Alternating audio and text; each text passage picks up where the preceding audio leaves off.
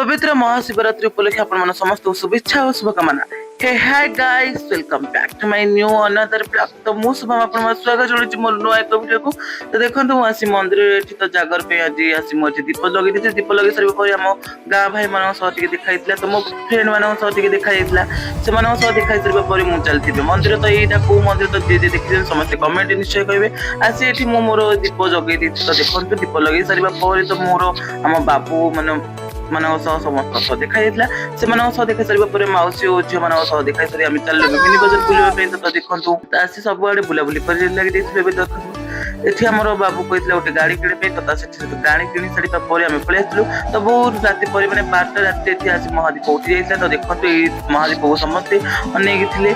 तो आम शिव पार्वती बाहागर माने बरणमाला एक्सचेंज करवा। तो देखो यहाँ गोटे भल भाव गोटे पालन कर देखी तो बहुत खुशी लगे। सेकेंड आम आसी माने पणा पीक आम व्रत भंग कलु। देखो यहाँ कि नाच तो मुझे जानी। तो समस्त लाइक कमेंट कहे रही बाय मैंने।